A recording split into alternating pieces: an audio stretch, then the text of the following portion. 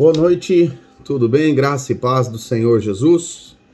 Nosso penúltimo dia de jejum, né? Vamos encerrar amanhã o nosso culto de celebração, mas hoje eu queria deixar uma palavra de Deus ao seu coração. Bom, você que está entrando nesse momento agora, pega a sua Bíblia, abra no livro do Evangelho de João, capítulo 14, verso de número 23. Evangelho de João, capítulo 14, verso 23. Glória a Deus. Jejum poderoso, hein, irmãos? Jejum, uma vida cheia do Espírito, onde a gente pode presenciar muitos desafios do Senhor na nossa vida, né? Muitas lutas, tribulações, mas em todas elas nós fomos vitoriosos na presença de Deus, amém? Todos nós desfrutamos da vitória do Senhor na nossa vida. E eu queria deixar uma palavra ao seu coração, Evangelho de João, capítulo 14, verso de número 23. Olha o que Jesus diz aqui aos seus discípulos. Respondeu-lhe Jesus: se alguém me ama, guardará a minha palavra, e meu Pai o amará, e viveremos para ele e faremos nele morada. Aleluia!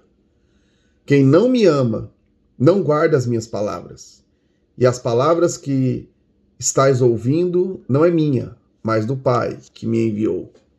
Isto vos tenho dito, estando ainda convosco. Mas o Consolador, o Espírito Santo, a quem o Pai enviará em meu nome, esse vos ensinará todas as coisas, e vos fará lembrar de tudo o que tenho vos dito. Aleluia. Sabe, aqui Jesus chegou num ponto onde ele dá instrução aos seus discípulos. Houve um momento em que Jesus disse que teria que morrer na cruz, e isso entristeceu muito o coração dos discípulos. Os discípulos ouviram da boca de Jesus dizendo que ele iria cumprir um propósito, e o propósito de Jesus aqui era morrer na cruz. Cumprir, então, a vontade de Deus e resgatar o homem de volta para Deus. Esse era o propósito de Jesus. Todavia, os discípulos estavam andando com Jesus, tendo Jesus perto dele. Percebe? Eles estavam andando com Jesus, vendo os milagres de Jesus, vendo as obras de Jesus. É como se o próprio Deus estivesse ao lado dele. E isso é a verdade e a realidade. É o Deus encarnado na figura humana de Jesus, operando todos os milagres. Então, não havia dúvida com quem andava ali próximo de Jesus de que ele era o Messias, de que ele era o Filho de Deus, que ele era o enviado do Senhor. Aquele que veio para resgatar toda a humanidade. Não havia dúvidas de que ele era esse. Mas ele diz então que iria cumprir aquilo que estava no coração do Pai. Queria morrer na cruz do Calvário. E isso a Bíblia diz que o coração dos discípulos ficaram tristes, amargurados, com dor. E Jesus então traz uma palavra de consolo aqui na vida dos discípulos. E olha o que Jesus disse, verso 23. Se alguém me ama, guardará as minhas palavras. O meu Pai o amará e viveremos para ele e faremos nele morada. Olha que coisa linda. A Bíblia diz que a vontade de Deus era de fazer em nós morada. Nós somos o templo e o santuário do Espírito Santo de Deus. Preste atenção, meu irmão. Não existe ensino neutro. Não existe meia verdade. Ou a verdade ela é absoluta na nossa vida ou ela não é. A Bíblia diz que Jesus morreu na cruz. E ao morrer na cruz, ele nos comprou para o Deus Pai. E nos levou para Deus. E a Bíblia diz que se nós cremos na sua palavra, e confiarmos na sua palavra, e guardarmos a sua palavra no nosso coração, ele virá morar em nós. Por isso que o apóstolo Paulo afirma que nós somos o templo, nós somos o santuário vivo de Deus. Sabe, Deus não mora num prédio feito por mãos humanas. Eu sei que talvez a gente tenha o costume de dizer que o prédio da igreja ali é a igreja. A gente tem o costume de dizer, estou indo à igreja. Não, na verdade, você não está indo à igreja, você está indo a uma reunião com os irmãos. Mas a igreja somos nós somos a igreja. Nós somos o corpo vivo de Cristo. Aonde Jesus mora, onde Deus mora? Deus mora dentro de todo aquele que nele crê.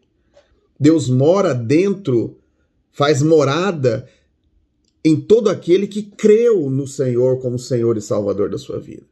E o que isso tem a ver, então, com uma vida cheia do Espírito? Olha, isso tem uma verdade muito fundamental na nossa vida. Você não pode achar que ao sair do prédio da igreja, a sua santidade tem que ser diferente do que estar lá dentro. A gente tem que ter um santo temor dentro do nosso coração. Porque nós carregamos o Senhor Jesus dentro de nós. Nós somos a casa, nós somos a morada do Senhor. Deixa eu te fazer uma pergunta. Se você soubesse que Jesus iria na sua casa, o que você faria na sua casa? Se você soubesse que Jesus ia passar lá, eu vou lá passar na casa do Joãozinho, avisa ele. Como é que você acha que o Joãozinho, que crê no Senhor, iria recebê-lo? Eu tenho certeza que se eu falasse para alguns irmãos aqui, irmão, eu queria fazer uma visita na sua casa, posso. Eu tenho certeza que você poderia preparar alguma coisa boa para eu comer, você iria arrumar sua casa, você não iria deixar aquela casa uma bagunça, tudo desarrumado, não. Por respeito, consideração, eu tenho certeza que aos seus pastores visitando você faria diferente. Você cuidaria da casa, você prepararia a casa, você cuidaria, sabe, com aquilo que você tem da melhor forma possível. Agora preste atenção, a Bíblia diz que o Senhor faz morada dentro de nós. Nós somos a casa, nós somos o santuário do Espírito Santo de Deus. A Bíblia diz, nenhuma palavra torpe saia da vossa boca.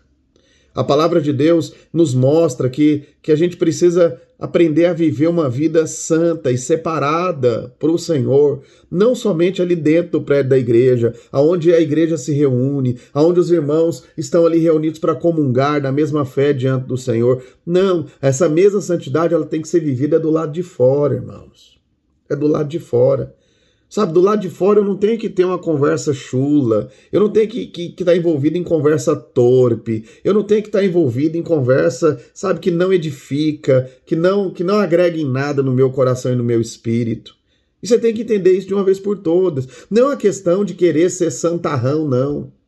Mas é uma questão de você entender que você anda com o Senhor e que aonde quer com que você esteja, você está levando o Senhor com você. Por isso que o apóstolo Paulo ele diz, olha, aquele que se converteu e tinha o costume de mentir, não minta mais. Aquele que se converteu e falava palavras chulas, falava palavrão, não fale mais. Não fale mais. Não saia da vossa boca nenhuma palavra torpe. Sabe, nós vivemos num mundo tão terrível que a gente precisa de fato se policiar nisso. De fato se policiar. E as pessoas têm que reconhecer que a nossa conduta é diferente. Que a nossa fala é diferente, que os nossos costumes são diferentes. Sabe, a gente não tem que carregar um estereótipo de crente visível ao ponto das pessoas olharem para você e falar assim, aquele lá é crentinho. Por quê? Porque olha o tipo de calça que ele veste, olha o tipo de saia que ele veste, olha o tipo de roupa que ele veste. Não é a roupa que fala ao nosso respeito, ainda que ela fale. Mas o que tem que falar ao nosso respeito é o nosso caráter. É a nossa conduta, é a nossa forma de se portar diante das circunstâncias, diante das situações, diante das pessoas. Isso fala muito do Cristo que vive e mora dentro de nós. O apóstolo Paulo, lá na carta aos Coríntios, ele chega até a fazer uma afirmação muito séria com respeito à idolatria, com respeito à prostituição. Ele diz o seguinte, olha, vocês como cristãos que se converteram, como que vocês podem associar o vosso corpo com o corpo de uma meretriz? Se era comum se associar às prostitutas, hoje nascidos de novo, não é mais comum. Não é mais comum associar o seu corpo a uma prostituta. E sabe o que o apóstolo Paulo diz? Ele diz, olha, como que você pode associar o seu corpo, que é santo, que é morada de Deus, casa de Deus, a se associar com uma prostituta? Pode, acaso, você unir Cristo com a prostituição? Essa é a afirmação que o apóstolo Paulo faz. Entende o que eu estou querendo dizer? Você vai associar Cristo com algo prostituto. Então o apóstolo Paulo, ele traz uma severa orientação para nós como cristãos. E a gente precisa aprender essa verdade. Sabe, o que mais me choca às vezes é que tem muita gente querendo ser santa é lá no púlpito. É lá dentro do prédio da igreja. Sabe, eu acho que a gente precisa amadurecer espiritualmente e nos enchermos do Espírito. A verdadeira santidade que Deus espera de mim e de você não é lá dentro, mas é do lado de fora. A honestidade que Deus espera de mim e de você não é lá dentro, mas é do lado de fora. Sabe, é do lado de fora que a gente precisa aprender a se comportar. É do lado de fora que a gente precisa dar o testemunho de forma diferente.